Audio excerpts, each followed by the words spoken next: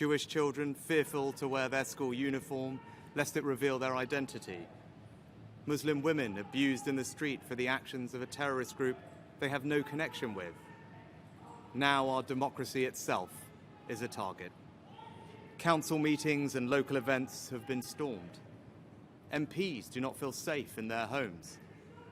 Long-standing parliamentary conventions have been upended because of safety concerns. And it is beyond alarming that last night the Rochdale by-election returned a candidate who dismisses the horror of what happened on October the 7th, who glorifies Hezbollah and is endorsed by Nick Griffin, the racist former leader of the BNP. I need to speak to you all this evening because this situation has gone on long enough and demands a response not just from government, but from all of us. Britain is a patriotic, liberal, democratic society with a proud past and a bright future. We're a reasonable country and a decent people. Our story is one of progress, of great achievements and enduring values. Immigrants who have come here have integrated and contributed. They have helped write the latest chapter in our island story. They have done this without being required to give up their identity. You can be a practicing Hindu and a proud Briton as I am, or a devout Muslim and a patriotic citizen as so many are, or a committed Jewish person and the heart of your local community, and all underpinned by the tolerance of our established Christian church. We are a country where we love our neighbours and we are building Britain together.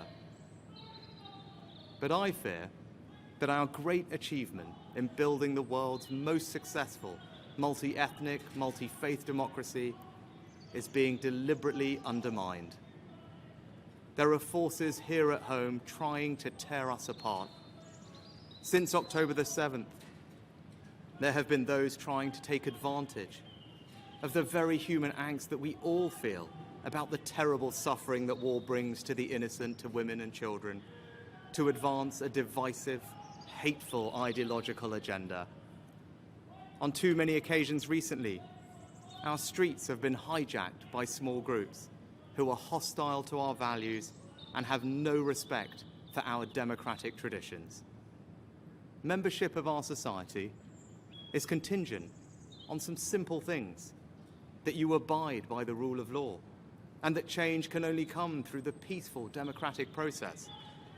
Threats of violence and intimidation are alien to our way of doing things. They must be resisted at all times. Nearly everyone in Britain supports these basic values, but there are small and vocal hostile groups who do not. Islamist extremists and the far right feed off and embolden each other. They are equally desperate to pretend that their violence is somehow justified, when actually these groups are two sides of the same extremist coin. Neither group accept that change in our country can only come through the peaceful democratic process. Both loathe the pluralist modern country we are. Both want to set Britain against Britain, to weaponize the evils of anti-Semitism and anti-Muslim hatred for their own ends. The faith of Islam, peacefully practiced by millions of our fellow citizens, is emphatically not the same thing as the extremist political ideology of Islamism, which aims to separate Muslims from the rest of society. Islamist extremists and far-right groups are spreading a poison. That poison is extremism.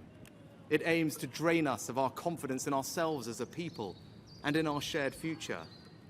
They want us to doubt ourselves, to doubt each other, to doubt our country's history and achievements. They want us to accept a moral equivalence between Britain and some of the most despicable regimes in the world. They want us to believe that our country, and the West more generally, is solely responsible for the world's ills, and that we, along with our allies, are the problem. In short, they want to destroy our confidence and hope. We must not allow that to happen. When these groups claim that Britain is and has been on the wrong side of history, we should reject it and reject it again. No country is perfect. but I am enormously proud of the good that our country has done. Our place in history is defined by the sacrifices our people have made in the service of their own freedom and that of others. And when these groups tell our children that they cannot and will not succeed because of who they are, when they tell children that the system is rigged against them or that Britain is a racist country, this is not only a lie, but a cynical attempt to crush young dreams and turn impressionistic minds against their own society. I stand here as our country's first non-white Prime Minister, leading the most diverse government in our country's history, to tell people of all races, all faiths and all backgrounds, it is not the colour of your skin, the God you believe in, or where you were born that will determine your success, but just your own hard work and endeavour. And we must be prepared to stand up for our shared values in all circumstances, no matter how difficult. And I respect that the police have a tough job in policing the protests we have seen and that they are operationally independent. But we must draw a line. Yes, you can march and protest with passion. You can demand the protection of civilian life. But no, you cannot call for violent jihad. There is no context in which it can be acceptable to beam anti-Semitic tropes onto Big Ben in the middle of a vote on Israel-Gaza. And there can be no cause that you can use to justify the support of a prescribed terrorist group like Hamas. And yes, you can freely criticize the actions of this government, or indeed any government. That is a fundamental democratic right. But no, you cannot use that as an excuse to call for the eradication of a state or any kind of hatred or anti-Semitism. This week, I've met with senior police officers and made clear it is the public's expectation that they will not merely manage these protests, but police them. And I say this to the police: we will back you when you take action.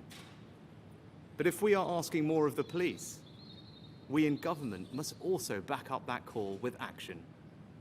To that end, this month the government will implement a new, robust framework for how it deals with this issue, to ensure that we are dealing with the root causes of this problem, and that no extremist organisations or individuals are being lent legitimacy by their actions and interactions with central government.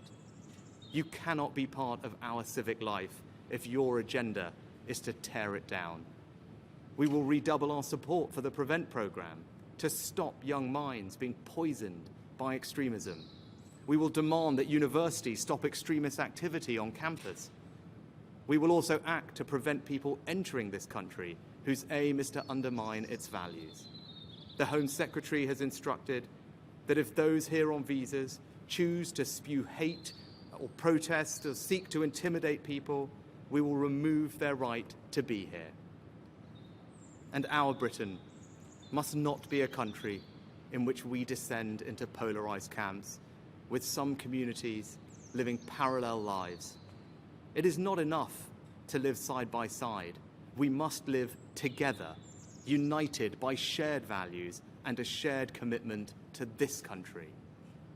And I want to speak directly to those who choose to continue to protest. Don't let the extremists hijack your marches. You have a chance in the coming weeks to show that you can protest decently, peacefully, and with empathy for your fellow citizens. Let us prove these extremists wrong and show them that even when we disagree, we will never be disunited from our common values of decency and respect. I love this country. My family and I owe it so much. The time has now come for us all to stand together to combat the forces of division and beat this poison. We must face down the extremists who would tear us apart. There must be leadership, not pandering or appeasement. When they tell their lies, we will tell the truth. When they try and sap our confidence, we will redouble our efforts. And when they try and make us doubt each other, we will dig deeper for that extra ounce of compassion and empathy that they want us to believe doesn't exist, but that I know does. If we do that, we can build on our great achievement in creating today's Britain, a country of kind, decent, tolerant people. We can make this a country in which we all feel a renewed sense of pride. This is our home. So let us go forward together, confident in our values and confident in our future.